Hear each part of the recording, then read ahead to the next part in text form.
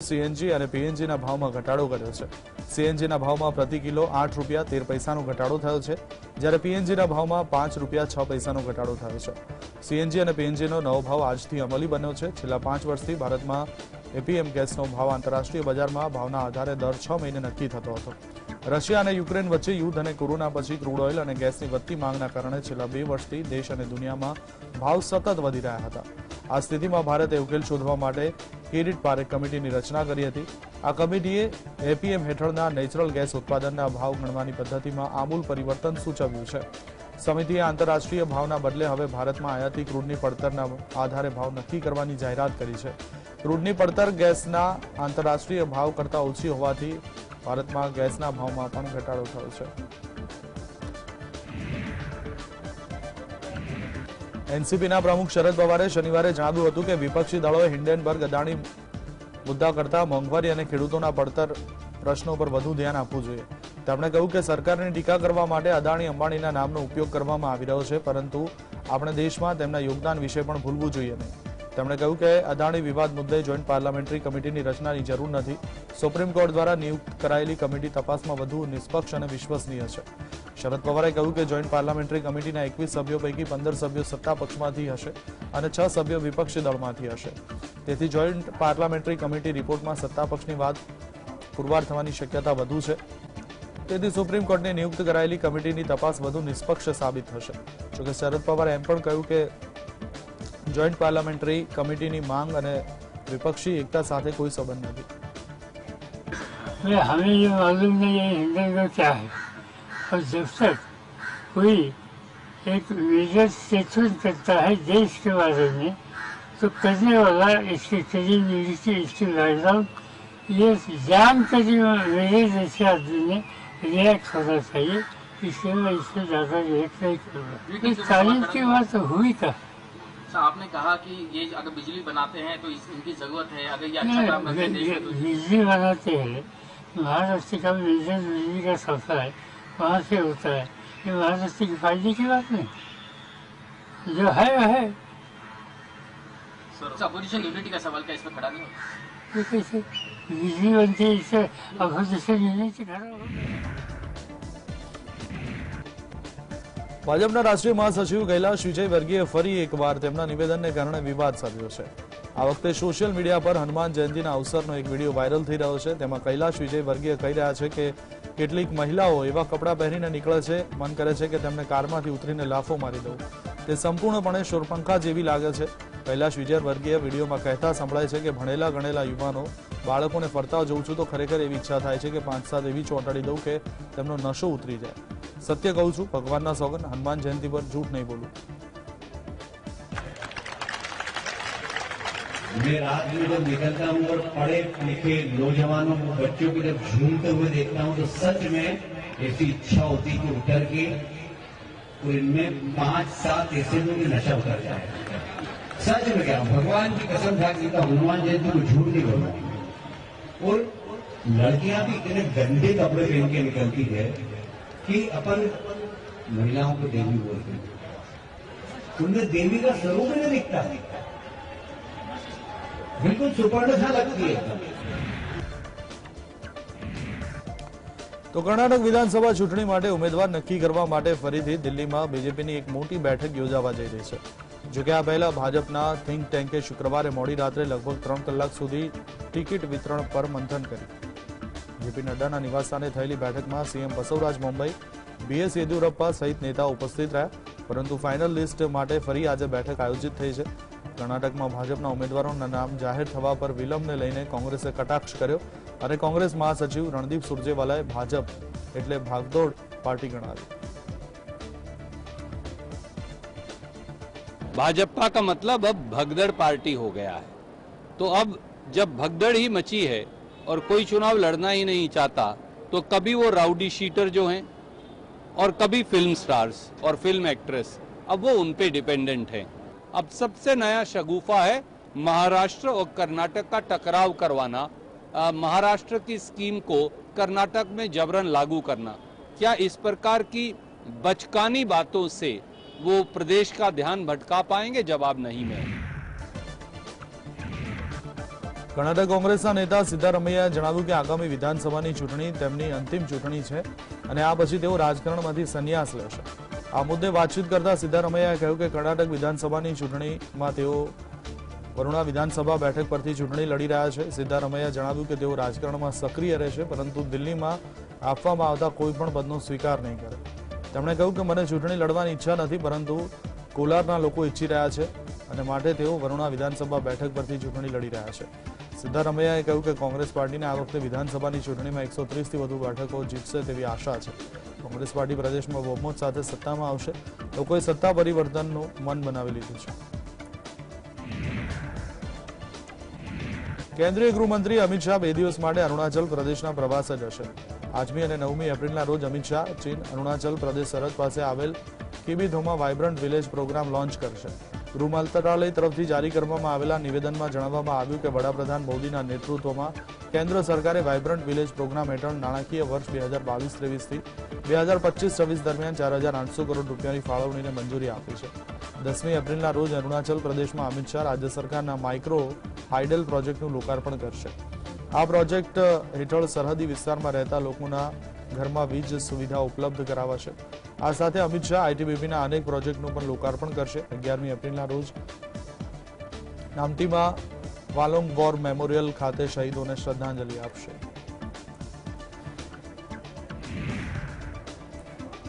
વડાપ્રધાન મોદીએ ગુરુવારે સિકંદરાબાદથી તિરુપતિ રૂટની વંદે ભારત ટ્રેનને લીલી ઝંડી બતાવી તેનું લોકાર્પણ કર્યું છે. પીએમ મોદીએ કહ્યું કે આધુનિક ટ્રેન હવે ભાગ્યલક્ષ્મી મંદિરના શહેરને ભગવાન વેંકટેશ્વર ધામ તિરુપતિ સાથે જોડશે. આ વંદે ભારત ટ્રેન આસ્થા, આધુનિકતા અને ટુરિઝમને કનેક્ટ કરશે. તેલંગાણામાં 11,300 કરોડ રૂપિયાના પ્રોજેક્ટનું ખાતમુહૂર્ત અને લોકાર્પણ કરવામાં આવ્યું છે. આ રેલવે અને આરોગ્ય સાથે સંકળાયેલા પ્રોજેક્ટ્સ છે. તેલંગાણાના લોકોના સ્વપ્ન પૂરા કરવા એ કેન્દ્ર સરકારનું કર્તવ્ય છે. પીએમ મોદીએ કહ્યું કે ભારતના વિકાસનું મોડેલ જે છેલ્લા 9 વર્ષમાં વિકસિત થયું છે તેનો સંપૂર્ણ લાભ તેલંગાણાને પણ મળે. હૈદરાબાદમાં છેલ્લા 9 વર્ષમાં 70 કિલોમીટરનો મેટ્રો નેટવર્ક તૈયાર કરવામાં આવ્યું છે. आज यहाँ 11,000 करोड़ रुपए से अधिक के प्रोजेक्ट्स का लोकार्पण और शिलान्यास हुआ है. ये तेलंगाना की रेल और रोड कनेक्टिविटी से जुड़े प्रोजेक्ट्स हैं, हेल्थ इंफ्रास्ट्रक्चर से जुड़े प्रोजेक्ट्स हैं. मैं विकास के इन सभी प्रोजेक्ट्स के लिए आपको, तेलंगाना की जनता को बहुत बहुत बधाई देता हूं. વડાપ્રધાન મોદીએ શનિવારે સિકંદરાબાદથી તિરુપતિ રૂટની વંદે ભારત ટ્રેનને લીલી ઝંડી બતાવી હતી. જોકે તેમણે આ કાર્યક્રમ દરમિયાન તેલંગાણાની સરકાર પર આકરા પ્રહાર કર્યા હતા. પીએમ મોદીએ કહ્યું કે કેન્દ્ર સરકારના વિકાસલક્ષી પ્રયાસો વચ્ચે પણ મને એક વાતની પીડા થાય છે. તેમણે કહ્યું કે કેન્દ્ર સરકારના વધુ પડતા પ્રોજેક્ટમાં રાજ્ય સરકાર તરફથી સહયોગ ન મળવાને કારણે દરેક પ્રોજેક્ટમાં વિલંબ થાય છે. આ વિલંબને કારણે તેલંગાણાના લોકોનું નુકસાન થાય છે. પીએમ મોદીએ કહ્યું કે હું રાજ્ય સરકારને વિનંતી કરું છું કે તેઓ વિકાસના કાર્યોમાં કોઈ અવરોધ ન આવવા દે. દેશના લોકોના સ્વપ્ન સાકાર કરવા અમારી સરકારની પ્રાથમિકતા છે. તેમણે કહ્યું કે વિકાસના કાર્યોથી કેટલાક મુઠ્ઠીભર લોકો અસ્વસ્થતા અનુભવે છે. राज्य सरकार से सहयोग न मिलने के कारण हर प्रोजेक्ट में देरी हो रही है, विलंब हो रहा है. इससे नुकसान तेलंगाना के लोगों का, आप लोगों का हो रहा है.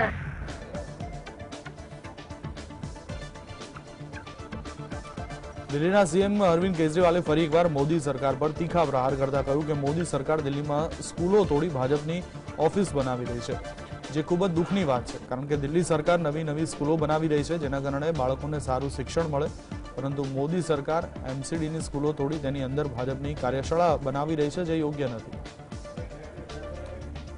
तरफ हम जो हैं जगह जगह नए नए स्कूल बनाते जा रहे हैं, नए नए स्कूल, और वो स्कूलों को तोड़ के, स्कूल तोड़ के प्लान है ना इन लोगों का, स्कूलों को तोड़ के वहाँ पे बीजेपी के दफ्तर बना रहे हैं. ये तो बड़े दुख की बात है. अगर बीजेपी के दफ्तर को तोड़ के स्कूल बनाए तो शायद इनका नाम इतिहास में लिखा जाएगा कि अपना दफ्तर तोड़ के इन्होंने ये स्कूल तोड़ के अपने बीजेपी के दफ्तर बनाए. જેપીસી તપાસ મુદ્દે એનસીપીના પ્રમુખ શરદ પવારે હિન્ડેનબર્ગ અદાણી વિવાદ મુદ્દે કોંગ્રેસના નેતા નાના પટોલે શનિવારે જણાવ્યું કે આ શરદ પવારનો વ્યક્તિગત અભિપ્રાય હોઈ શકે છે, જે કોંગ્રેસના વલણથી અલગ છે. તેમણે કહ્યું કોલસા કૌભાંડમાં કોર્ટ દ્વારા કમિટીની રચના કરવામાં આવી હતી અને તેની જેપીસી તપાસ પણ કરવામાં આવી હતી. જો બંને તપાસ કરવામાં આવે તો એમાં ખોટું શું છે? પટોલે કહ્યું કે આજે લોકો પ્રશ્ન કરી રહ્યા છે કે વડાપ્રધાન અદાણી મુદ્દાથી આટલા ડરે કેમ છે. જો પીએમ કહી રહ્યા છે તેઓ કંઈ છુપાવી રહ્યા નથી, તો પછી ભાજપ જેપીસી તપાસથી કેમ ડરી રહી છે?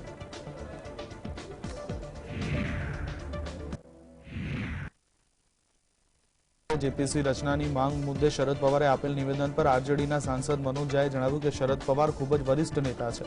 તેમણે કહ્યું કે જેપીસી તપાસ મુદ્દે વિપક્ષમાં સામૂહિકતા છે. જોકે શરદ પવાર પોતાના વિચાર વ્યક્ત કરવા માટે સ્વતંત્ર છે. બોફર્સ હર્ષદ મહેતા કૌભાંડમાં પણ જેપીસીની રચના કરવામાં આવી હતી. લોકતંત્રમાં સામૂહિકતા મહત્વપૂર્ણ છે. મનોજ ઝાએ કહ્યું કે હિન્ડેનબર્ગ અદાણી મુદ્દો ચિંતાજનક છે. તેમણે કહ્યું કે સરકાર ચર્ચાથી કેમ ભાગી રહી છે. दूध का दूध पानी का पानी हो जाएगा. सरकार चर्चा से क्यों भाग रही है? अगर कुछ नहीं है तो गौतम अडानी के बारे में जितनी चीजें पब्लिक डोमेन में आई हैं उस पर चर्चा हो. अरे आपके पास तो नंबर है सदन में, लोकसभा में 303, अब राज्यसभा में भी आपके पास मैनेज्ड मेजॉरिटी है, तो चिंता नहीं होनी चाहिए. आपकी चर्चा से आपका भागना ये बताता है कि बेखुदी बेसबब नहीं गालिब, कुछ तो है जिसकी पर्दादारी. ઉપરાષ્ટ્રપતિ જગદીપ ધનખડે શનિવારે કોંગ્રેસ નેતા રાહુલ ગાંધી પર પ્રહાર કર્યો હતો. તેમણે કહ્યું કે કેટલાક લોકો વિદેશ જઈને ભારતની છબી ખરાબ કરવાનો પ્રયત્ન કરી રહ્યા છે. તે ખૂબ જ દુઃખભર્યું છે, પરંતુ લોકોએ તેમના શબ્દો પર ધ્યાન આપવું જોઈએ. ધનખડે દિલ્હીમાં યોજાયેલ સમાજ સુધારક સ્વામી દયાનંદ સરસ્વતીની જન્મજયંતિના અવસર પર વાત કરી રહ્યા હતા. જો કોઈ વ્યક્તિના હૃદયમાં ભારત માટે થોડો પણ પ્રેમ હશે તો તેઓ હંમેશા દેશની પ્રગતિની વાત કરશે, તેમજ દેશને કેવી રીતે સુધારી શકાય તેની ચર્ચા કરશે. કોંગ્રેસ નેતા Rahul Gandhi ideas for India કોન્ફરન્સમાં ભાગ લેવા લંડનની કેમ્બ્રિજ યુનિવર્સિટી પહોંચ્યા હતા. આ દરમિયાન તેમણે કોંગ્રેસની હારનું કારણ જણાવ્યું હતું અને સાથે જ ભારતીય જનતા પાર્ટી અને આરએસએસ પર આકરા પ્રહાર કર્યા હતા.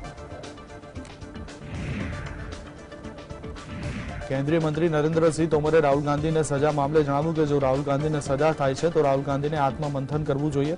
સજા તેમના કૃત્યને કારણે થઈ છે, જેમાં ભાજપ કોંગ્રેસને ડરાવે છે કે પછી ધમકી આપે છે તેવી કોઈ વાત જ નથી.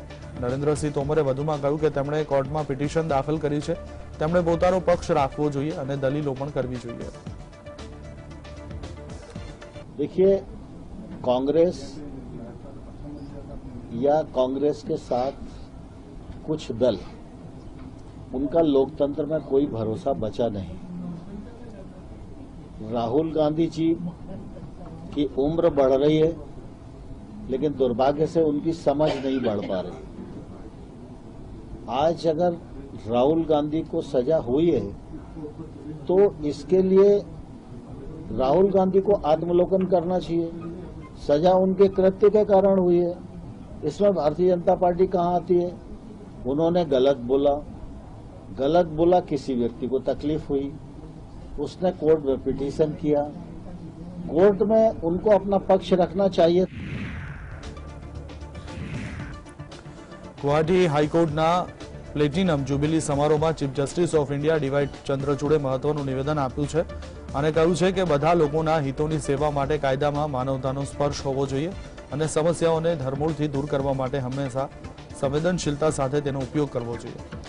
જ્યારે કાયદાને બુદ્ધિમત્તાપૂર્ણ વ્યાખ્યા અને અમલ કરાય છે તો લોકો સામાજિક માળખા પર વિશ્વાસ રાખે છે અને આ ન્યાયની દિશામાં એક પગલું ગણાય છે.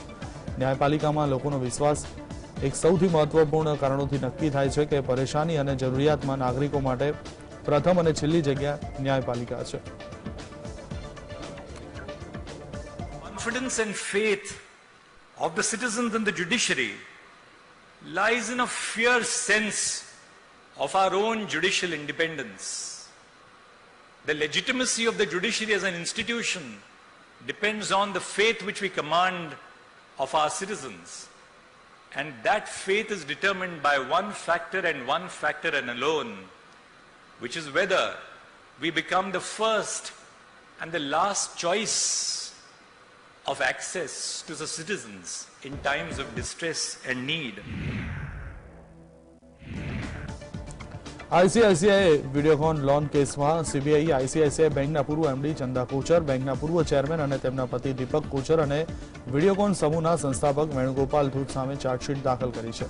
અધિકારીઓએ શનિવારે આ અંગે જાણકારી આપી છે. અધિકારીઓએ જણાવ્યું કે તપાસ એજન્સીએ ભારતીય દંડ સંહિતાની કલમ 120B અને 409 હેઠળ ચાર્જશીટ દાખલ કરી છે.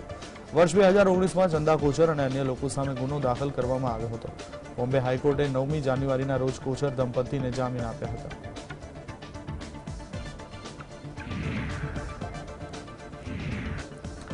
દિલ્હી બેંગલુરુ ઇન્ડિગોની ફ્લાઇટમાં નશામાં ધૂત એક 40 વર્ષના મુસાફરે ઇમરજન્સી ડોરના ફ્લેપને ખોલવાનો પ્રયત્ન કર્યો હતો. જોકે તેની ધરપકડ બેંગલુરુમાં જ CISFને સોંપી દેવામાં આવ્યો હતો. ઇન્ડિગો એરલાઇન્સ અનુસાર દિલ્હીથી બેંગલુરુ જતી ફ્લાઇટ 6C308માં નશામાં ધૂત મુસાફરે આવી હરકત કરી હતી. જ્યારે આ ઘટના ક્રૂએ જોતા તુરંત જ કેપ્ટનને જાણ કરી અને મુસાફરને યોગ્ય ચેતવણી પણ આપવામાં આવી હતી. ઇન્ડિગો એરલાઇન્સના પ્રવક્તાએ કહ્યું કે ઉપરોક્ત ફ્લાઇટના સુરક્ષિત સંચાલન સાથે કોઈ સમજૂતી કરી નથી અને નિયંત્રિત મુસાફરને બેંગલુરુ પહોંચતા જ CISFને સોંપવામાં આવે છે. મહત્વનું છે કે અનિયંત્રિત મુસાફરોએ નશાની હાલતમાં પેશાબ કરી દેવો, ક્રૂ મેમ્બર સાથે ઝઘડો કરવો, ઇમરજન્સી ગેટ સાથે ચેડા કરવા જેવી ઘટનાઓ સતત વધી રહી છે. અસમના તેજપુર એરફોર્સ સ્ટેશનથી રાષ્ટ્રપતિ દ્રૌપદી મુર્મુએ ફાઇટર જેટ સુખોઈ 30 MKIમાં ઉડાન ભરી હતી. રાષ્ટ્રપતિ દ્રૌપદી મુર્મુ અસમના પ્રવાસે છે. દ્રૌપદી મુર્મુ લડાકુ વિમાનમાં મુસાફરી કરનાર બીજા મહિલા રાષ્ટ્રપતિ બન્યા છે. આ પહેલા વર્ષ 2009માં પૂર્વ રાષ્ટ્રપતિ પ્રતિભા પાટીલે પણ લડાકુ વિમાનમાં મુસાફરી કરી હતી. સુખોઈ લડાકુ વિમાનમાં 2 લોકો બેસી શકે છે. હિન્દુસ્તાન એરોનોટિક્સ લિમિટેડ દ્વારા લડાકુ વિમાનનું નિર્માણ કરવામાં આવે છે.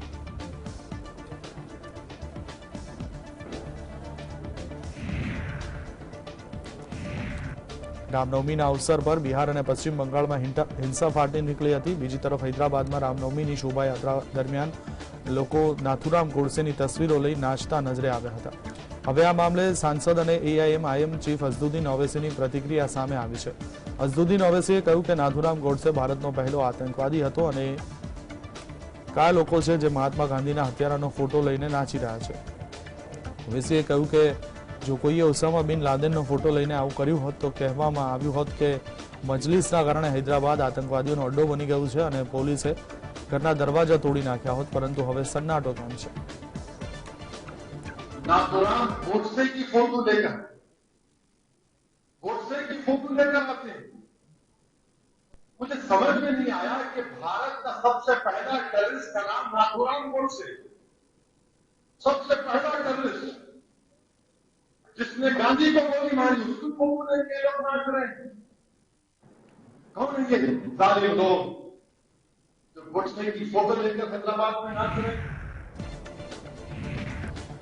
હવામાન વિભાગે શનિવારે મહારાષ્ટ્રમાં દિવસ દરમિયાન હળવાથી મધ્યમ પ્રમાણમાં વરસાદ પડવાની શક્યતા વ્યક્ત કરી છે. મુંબઈમાં આવેલ હવામાન વિભાગ તરફથી જણાવવામાં આવ્યું છે કે હળવા વરસાદ સાથે 30 થી 40 કિલોમીટર પ્રતિ કલાકની ઝડપે પવન પણ ફૂંકાઈ શકે છે.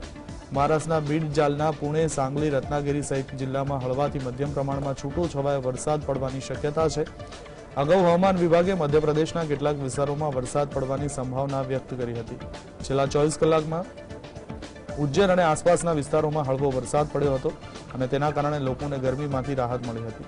જોકે આગામી 24 કલાકમાં મધ્યપ્રદેશના બેતુલ, બુરહાનપુર, દક્ષિણ ખાંડવા સહિતના જિલ્લામાં પણ વરસાદ પડવાની શક્યતા છે.